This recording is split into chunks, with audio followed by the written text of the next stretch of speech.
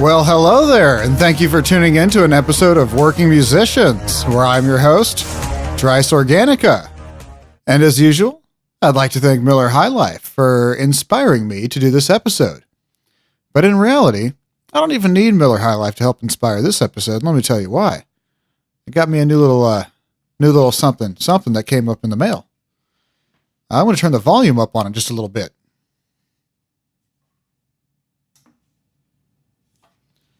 Yes, I'm going to turn that volume up just a little bit. I think that this is probably a better volume. So yes, well, what did I get? Well, I will tell you. What I got was a Golden Age Preamp Pre-73 or whatever it is. It's basically that little Neve clone. And man, did they have a sale of the century for Black Friday on Guitar Center. The problem is I bought this on Black Friday, right? Actually, yeah, Black Friday. On the intranet, on the Guitar Center website.com. And it is like, what, January, I don't know, what is this even right? January the 12th. And I ordered this back on, why? I guess that would have been on the 25th. Just took it took a month and a half to get here. I just back ordered, but I mean, the thing was a third off. I've never even seen one of these things used this cheap, $230. I couldn't pass on it. I really shouldn't be spending money on stuff like that, but you know what? My DBX has been giving me problems. Sometimes I can use it, sometimes I can't. And there's nothing wrong with the preamps, I would say, on my mixing board, aside from them being a little noisy, or especially on the Presonus Fire Studio project. Nothing wrong with them, but let's just say they're a little bit light when it comes to I just say they're a little dull, but more, which is fine. I can deal with that. The main thing is that they just, even with 60 or 65 or whatever it is decibels of gain, it just wasn't quite enough to really push a microphone, kind of like a dynamic, where then kind of like in a dialogue setting. Don't get me wrong, it does, but I had to push them so hard that at some point it just started introducing noise. And let's just say this Golden Age project has way more gain on it than the Fire Studio preamps do. And of course, I know it's a good preamp because so many people before me have used it. I've listened to so many reviews and heard it and this, that, and the other thing. I know it's going to be a great product, and I will not outgrow it. So happy to have that. And actually, what I decided to do for this episode is really, I'm just testing it out. I just unboxed it, plugged it in, and everything worked exactly like I expected it would. Salute. So, yeah, you can hear the sound of me putting my cap back on. I know I'm a weirdo, but whatever. Hey, if I do spill my beer, I've got a little bit more protection between electronics and beer, always a good thing. And I'll drink again to that. Oh, nice. So what I did here is I plugged my mic straight into the Golden Age preamp, and then used the output and sent it into the insert on my DBX, because magically it started working again. I don't know what I did. Actually, I think I know what I did. I moved the cable. I plugged the little SPDIF cable. It looks like RCA, but it's SPDIF. The one that was once plugged into the Fire Studio, I flip-flopped it with what was plugged into the DBX. So I just flip-flopped, and now all of a sudden it seems to be working. So maybe the whole time it was this cable that was giving me problems, and here I'm saying the DBX is faulty. I don't know. So we'll see. But for the time being, I've got the Golden Age preamp plugged into the DBX, using the insert to bypass the preamp. Although I think it has a little post section, because I can still turn up a little bit on not on the input, but on the output side. But that's fine. That's whatever. I've just got it set at zero, unity, whatever.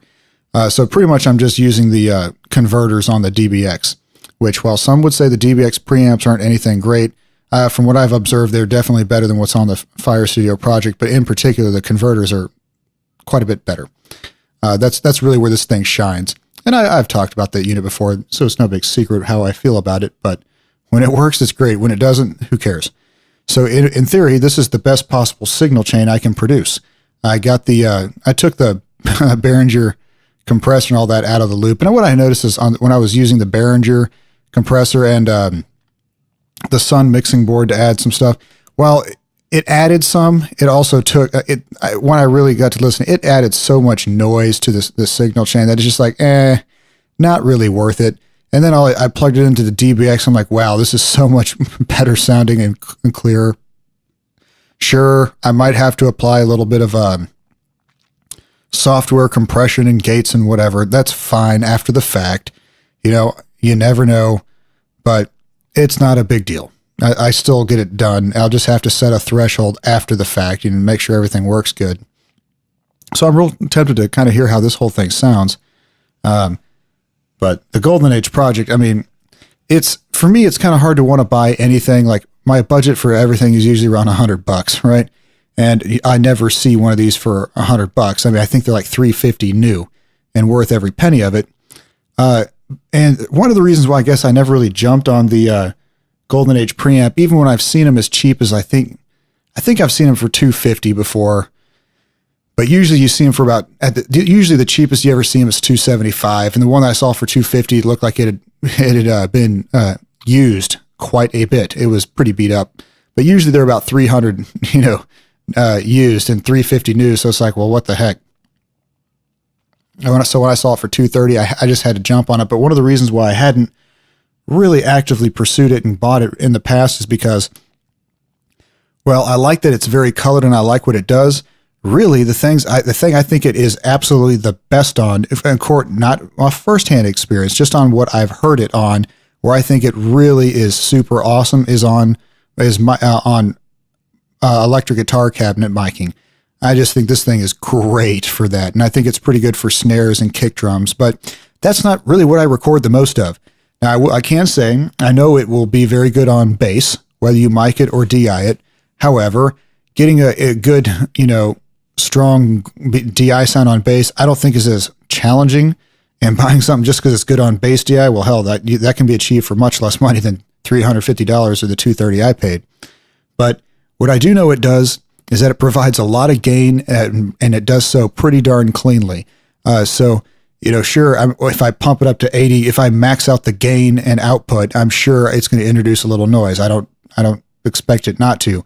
However, at 60 decibels a gain on my Fire Studio project, it's hissing. You know what I mean? On this thing, it's not even breaking a sweat. So I knew that it would at the very least help me with my podcasting, which is something that I know now is something I'm a lot more passionate about. And now that I think I'm recording, I don't know, my 22nd or 23rd episode, and the reality is there's a lot more of these that when I first started trying to get the idea of the show around that I made and just realized, this sucks. I'm not going to release this. But there was probably about another 8 or so that I made with trying with different formulas and formats of the show.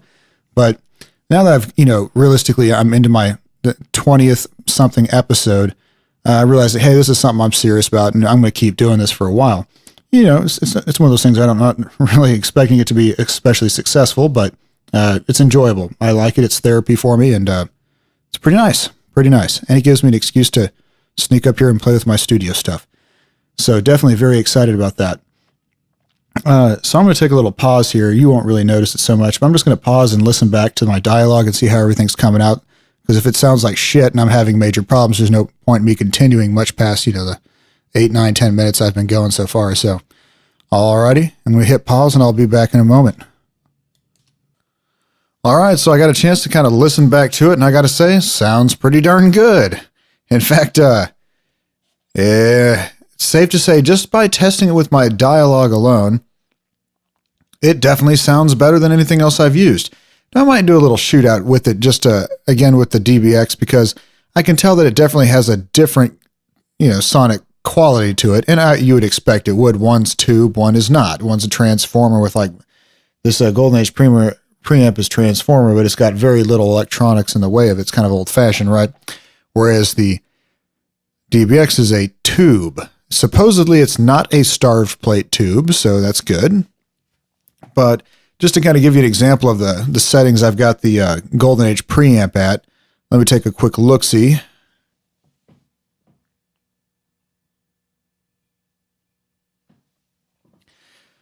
It looks like I've got both the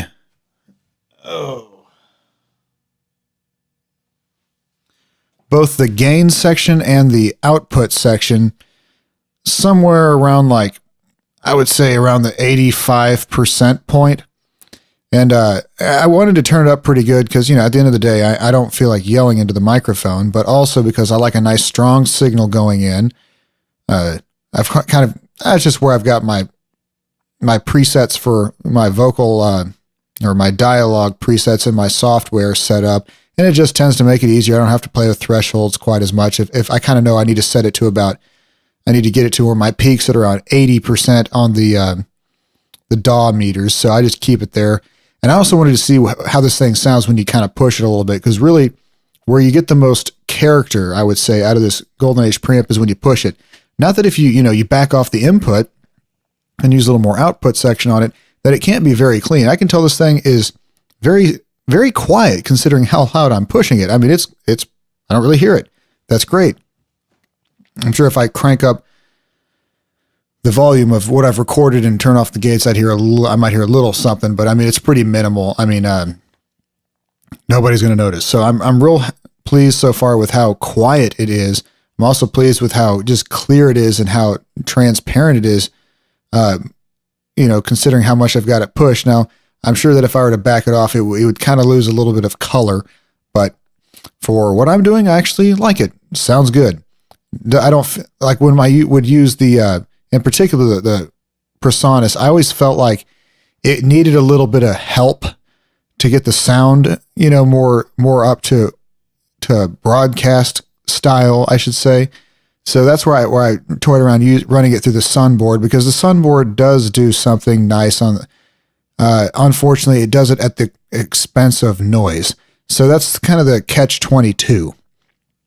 The Sunboard's fine so long as you bypass the preamps, but in order for me to really be able to hit my the Behringer compressor and gate hard enough, I had to push them, and that's where it's kind of like, Usually if I'm going to do a mix and I don't want it to be noisy, I just put it on the returns on the Sun mixing board, so I bypass the preamps completely.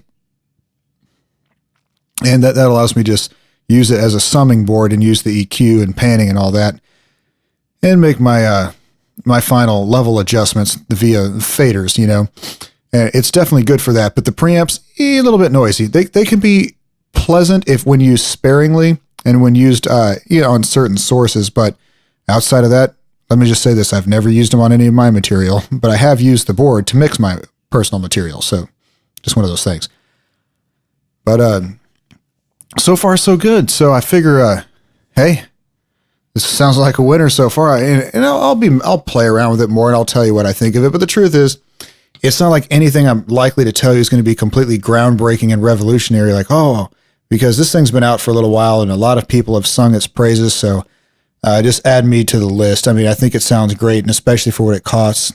Now, I noticed that there's a new version out called the MK3. The one I have is the MK2, and it looks like they've managed to, I don't know how they've done this, but it seems like the MK2 is a lot cheaper than it used to be. It's about $100 cheaper on average, unless they're still just running sales on it. And now they have this new MK3, which is around $370, $380, when the MK2 is like $250, $260, $270, something like that. And I want to say, I remember looking up the difference. I think one of them uses a upgraded transformer of some kind. Don't quote me wrong. I could be totally wrong. But I think that might have been what it was. I can't remember. I'll have to go back up and look at that. But there's a difference in it. I just can't remember it. Or maybe it was the variable impedance or impedance. Impotence. That's not what I meant to say. I guess my brain got a little bit impotent. But, so, I'm going to stop talking about this thing so much, but it just kind of got me thinking. I'm happy that my DBX is working. That's nice, because the converters are very good. Very good converters. I mean, for the price. But it got me thinking, since I've got preamps on my mind, let me talk a little bit about preamps. I don't spend a whole lot talking about as much about gear as I think I could, but gear doesn't excite everyone the same way. So I have to say it sparingly. I can't just make this all about gear. While I may be interested in some of it, the truth is I don't like to dwell on it too much, because it's one of those things where you don't want to constantly be thinking, oh, if only I had this, then I could make great recordings. Or if only I had that, I'd be better able to do this. No, it doesn't matter. Use what you got. I mean, there is a certain point where, like, if you're using the mic preamp that comes on your laptop, you might have some problems. You're going to have some problems there, no doubt about it. But outside of that, if you've got a, little $200 interface and you use the preamps on that, it's fine. It will be fine. It'll get you going, unless you're just really great. It's not going to, the equipment is not going to be what holds you back. Hell, if you're not going to treat your room like I don't really do, although now maybe I will, it just depends on whether I have to move for my job or not. But if I don't end up moving, I might actually put a little time and effort into building some acoustic paneling and that kind of stuff, a trap or two. But the truth is, if you don't really plan on going all out and doing much to your room, I'm not to say that using better preamps and converters and mics won't help, but what it'll really do is just even further point out how bad your room sounds. So to an extent it helps, and to another extent it doesn't.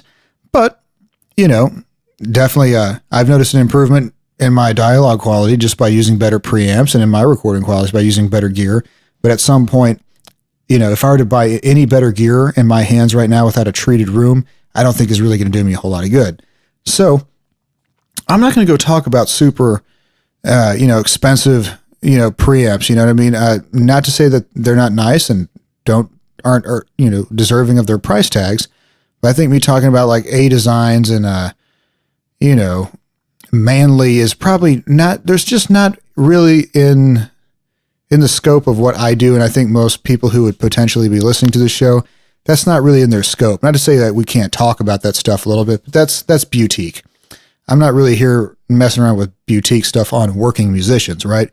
So I'm going to talk a little bit about some preamps I think are pretty good for the money, and that's stuff that's kind of in the realm of what we could afford, and just kind of talk a little bit about them based off what I know.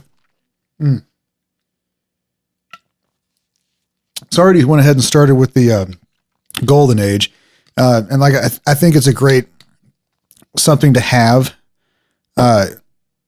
You're not too likely to outgrow it. But so I guess I got to talk a little bit about your stock preamps that come on your interface. Usually they're fine. They're just a little bit manila, and it's fine for here and there. But if that's your only preamp, you'll really begin to notice how dull and lifeless your recordings can sound without really having to do some mixing stuff. Because that's kind of the good and bad thing is they're not overly hyped.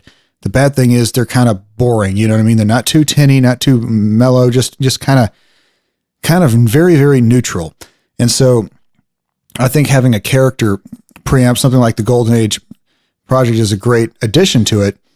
But I think that in some ways, I'm not sure that that's always the best first external preamp for someone to buy. In my position, it is, and for the price, I think it was fine. Also considering that I have DBX that does another flavor, and I've got between my mixing boards and just this, that, and the other thing, my preamps on my interface, I've got some good varieties, but the one thing I really don't have is that super clean, pristine sort of a character, just the very, very natural. And so one of them, there's a couple of them that I think do that, one a little bit better than the other. And they're a little bit pricier, but I found that you can get them on the used market at a pretty good price. One of them is the Grace. I think it's the M101. Basically, it's their single channel preamp. And it's one of those things, a lot of people, I've read so many reviews and heard so many people saying, man, I bought that thing and I wish I would have never sold it, because it's one of those things where it's not a character preamp. It's just very, very clean and very, very natural. What you record is what it sounds like. However it sounds going in is how it sounds going out. So the overwhelming feedback I've heard is people don't necessarily fall in love with it until after they've sold it. They don't realize how good it was until they start using something else. They're like, oh crap, So I think that if I were to be out there and really buying like another preamp, and I was doing a lot of recording for my music, I would say that something like that would be a very good choice. On the used market, you can find them, I think, for around $400. I think used or new, they're over around $700 or so. On the new market, you can usually find things for upwards, usually about anywhere from 40 to 60% of what they are new. I usually say around 60%.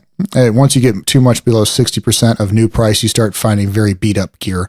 But usually about 60% of what somebody bought, new, unless it's very, very, that's been gently used, but it's been out for a little while.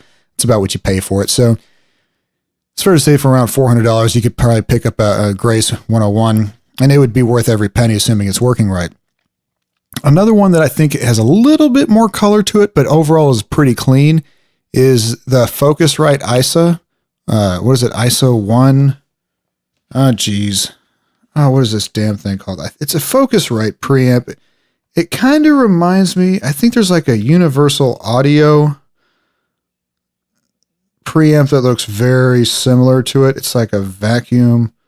Hold up, I'm going to pull it up. Because I want to make sure I say it right. I know it's an ISA. There is a Focusrite ISA 1 Classic Single Channel Mic Pre.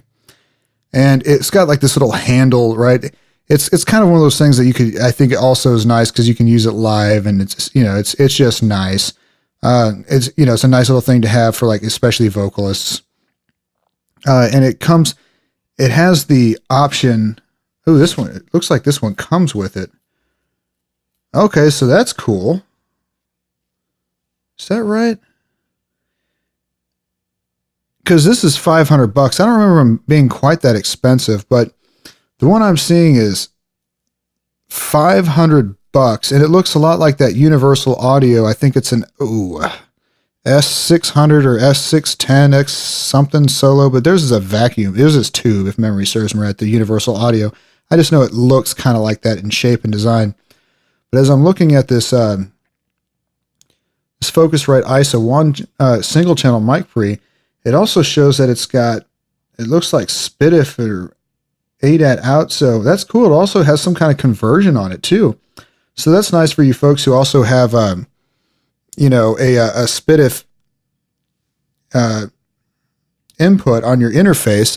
Not only do you get a better preamp, there's a good chance the conversion that it comes with is a little bit better than what comes stock. So, if you use that, if you have that option, I think that's great. I mean, it's $500, I can honestly say, because I've heard these before, and just the preamps alone justify the price, in my opinion. I think they're pretty darn good preamps. But when you get that included, conversion, is it that much better? It's hard to say, but there's a good chance, at the very least, it'll allow you to use an extra input channel. So if you've got a 8 channel, well, now you've got a, interface. Well, you can add this for 9 channels of input, even if it's on a Focusrite, interface. At the very least, it'll be decent. Will the conversion be up to where the DBX one is? I don't know, but I can honestly say the preamps are definitely better than the DBX. So, just something kind of nice. But what I can say is it's pretty clean sounding, pretty rugged, and really will stand the test of time. I honestly think that they make, I think, a 2 channel, and I think they even make an 8 channel or something like that. I just remember saying if I had a setup, and for the price of these preamps, if I were to have a setup, where I needed to add 8 channels of good quality preamps that aren't too this or that, aren't too colored, aren't too boring, tinny or boxy or anything. I think for the bang for the buck, what you get for the ISA series are pretty good. And of course, you can find these things used for, I've seen it for $250, I want to say. So pretty good value there. Granted, it's single. It's a single channel so far. That and the Grace 101 are single channel, but as far as that goes, for the most part, single channels were about as much as you need up until you start recording, stereo sources.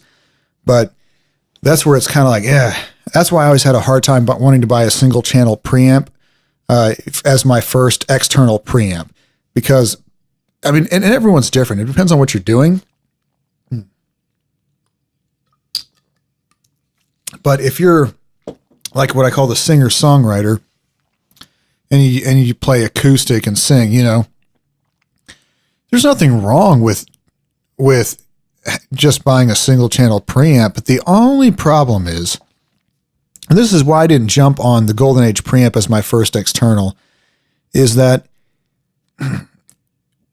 when you have to do stereo recording, it's at the very least, if you just have one golden channel, that's great. Good. That's why I think something like that ISA is pretty cool, because while it's not quite, I wouldn't say the preamp is, well, it's not.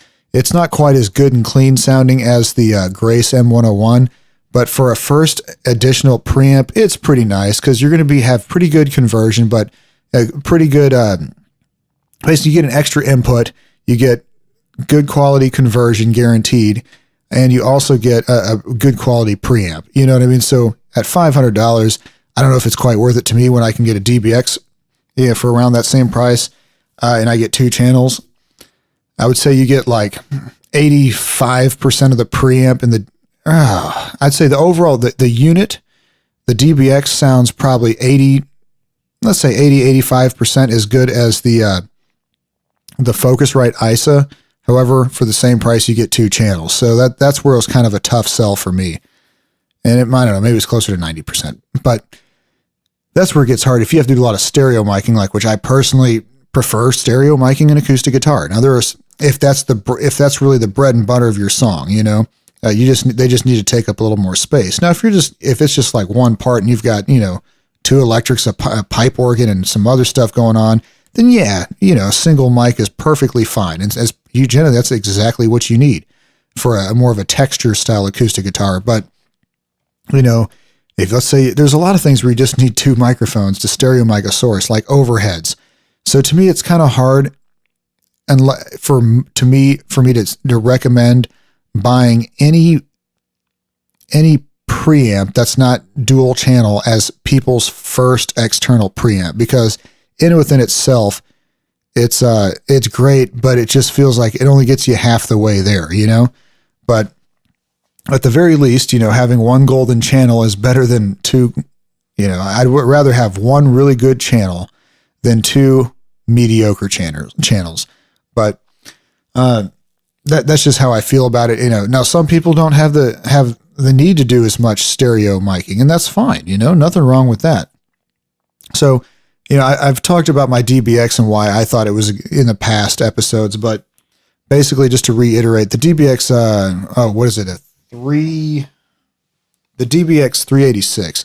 Basically, it's a 2-channel preamp that also has 2 channels of AD conversion on it. So I've said this already, but I'll repeat it.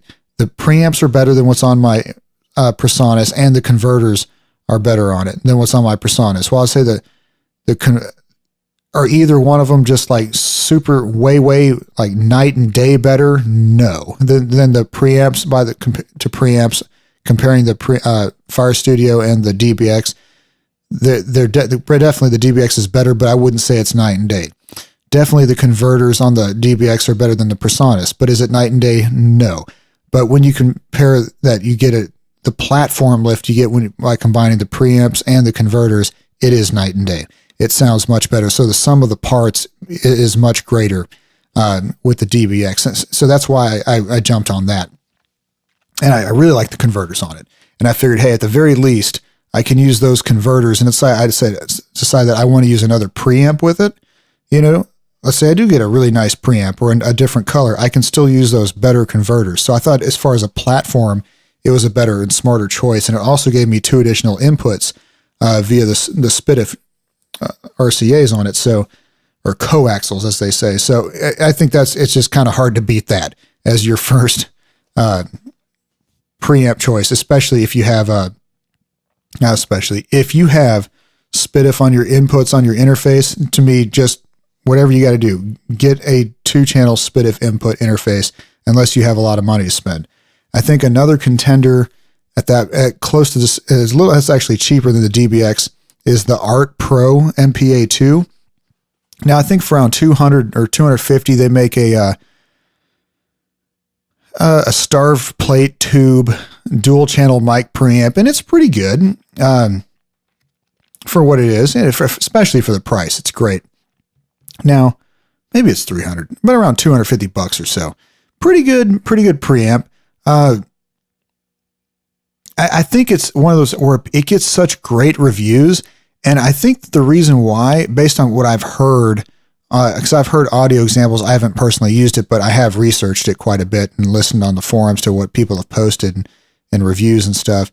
And I think the reason why it's rated so high, just kind of like the Golden Age project is rated so high, is it's not so much that it is necessarily that great, but the thing sounds pretty good. But it sounds good enough on its own, but when you take the price, it now sounds great. So for $250, it's phenomenal when you take the price point, and that it's actually viable, so that's something to look into. But they also make a version that also has 2 channels of A to D on it, just like the DBX, and it's more around $400. I haven't heard a whole lot about the A to D on it, so I don't know. I just know that the converters are great on the DBX. But that might be another one to take a look at, especially if you get it at a good price. And on the used market, man, I see those things going pretty cheap sometimes. So that might be a really great one. Same thing with the DBX 386s. They're not very widely appreciated amongst the audio community. But especially if you get them used, I've seen these things for well under $200. So pretty nice, kind of hard to beat that for the deal and what you get. Even if you don't like the preamps, especially, they're likely going to be, unless you have like an RME or better, they're going to be better than what comes on your stock preamps, on your stock interface preamps, but the converters are way better. So kind of hard to pass that up, and you can still build upon it when you get better preamps. So I've talked a little bit about really good kind of clean sounding single channels and the Grace M101 or whatever, the Focusrite ISO 1. Talked about the Golden Age Preamp, obviously. Talked a little bit more about the DBX 386. Talked about the Art Pro MPA2. So, those are some pretty good contenders as far as what you can find. Now, granted, there's another one out there I like. Now, I would say it's probably one of the least good preamps on its own, but it does some other things that are pretty cool. It's really a channel strip. Joe Meek, what is it? A VC Q3 or something like that. I think it retails for around $250, and it's basically a single channel channel strip. Basically, it's got a preamp, of course, and it's also got an EQ, a parametric EQ section, and it's got an optical compressor on it. And I tell you, now I hate to overrate things, but a buddy of mine had it, and he bought it to go alongside his Shure KSM32, actually at my recommendation. Because in his price range and what he could find, I thought it was a pretty good preamp considering what he was going to be using it for. And really the kicker is the compressor on it. It's very nice when you're trying to quickly record stuff and you don't end up clipping. And I tell you, that thing sounds pretty darn good. The EQ on it is pretty darn good sounding, and the compressor on it,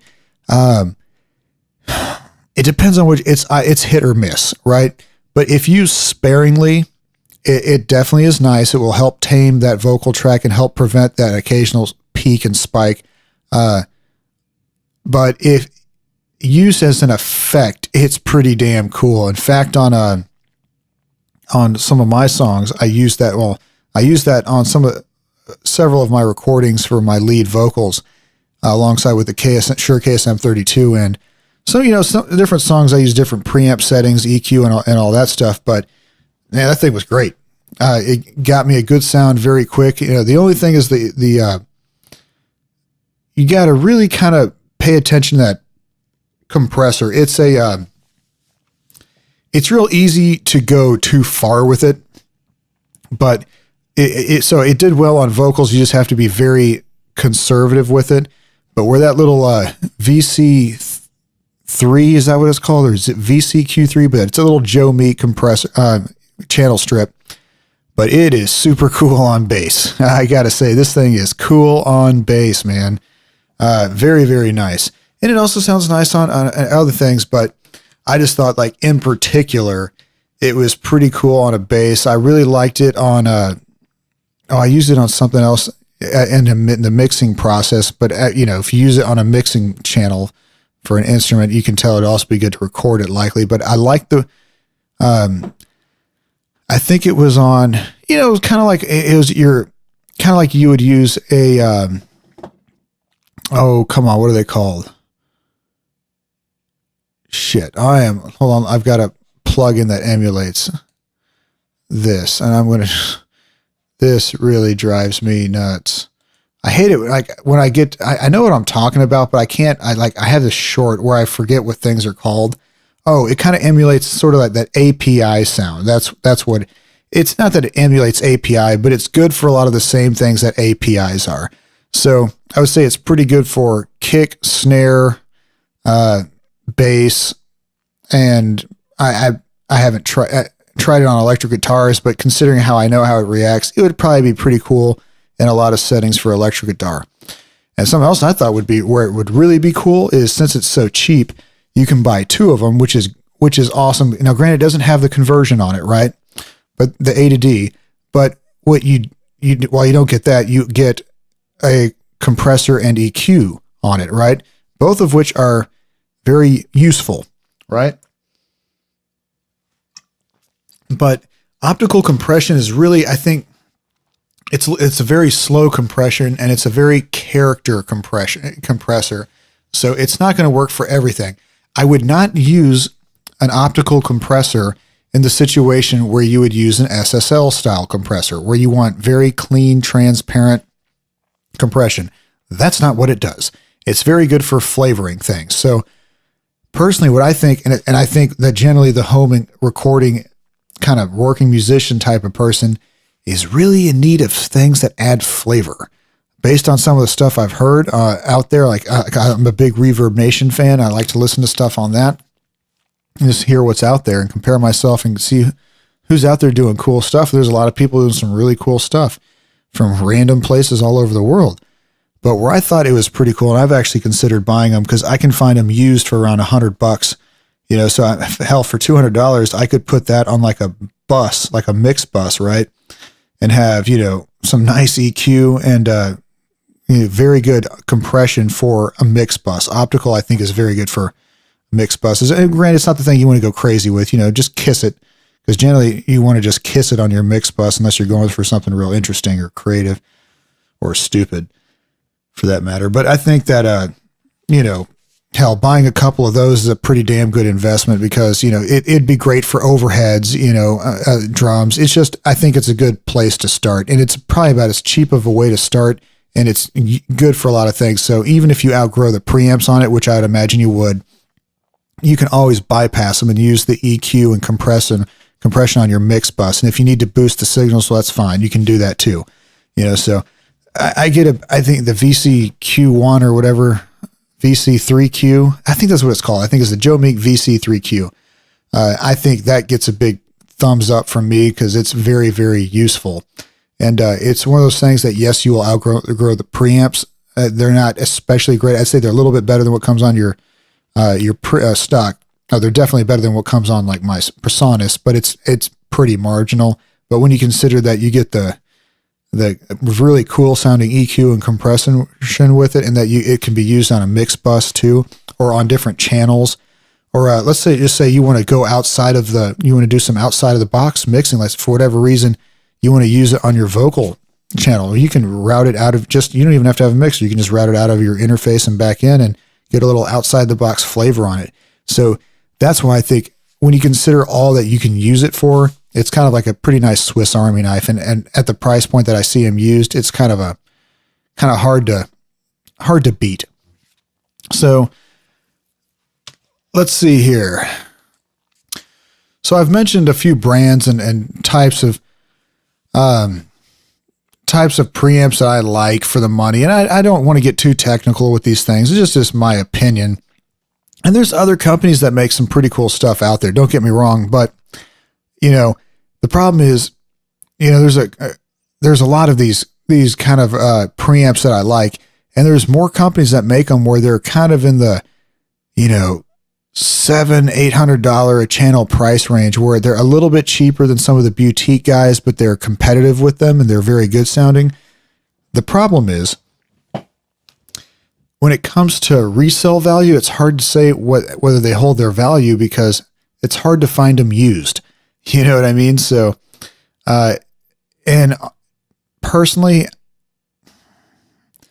I'm kind of a fan of buying used gear, because usually whatever you pay for it is about what it's worth, unless you beat it up or mess it up. You buy a used microphone that's that's $500 new. You buy it used for $300 and you keep it in the same condition and it works just fine as it did when you bought it. Well, guess what? It's now worth $300 when you sell it. Hell, I've bought stuff with not the intention of making money. I use it and I don't really need this anymore. Sold it and ended up making a little bit of a profit on it. I've also sold things and lost a little bit of money, but it's always very, very close. I mean, give or take, some percentage points, but that's why I kind of have a hard time wanting to recommend something like a Warm Audio or a Daking or something like Draking, whatever it's called, because they're just not as commonly used. So it's not that you can't find them out there. Occasionally you do see them, but I don't want to recommend something that you can only basically buy new, because that means that's not as many people know about them, even if they're very good. And if that means they'll be harder to sell if you decide to sell it. And I kind of recommend buying things used because you can get them for half the price most of the time and they're worth the same. You buy something new, well, guess what? 4 years later, it's worth 60% of what you originally paid for it. That doesn't seem like a very good investment to me. Although it could be said with electronics, you don't know how people maintained it. So that's kind of always the catch-22. So you always want to make sure that if you're going to buy preamps, or really anything electronic, you want to do it from a very reliable vendor.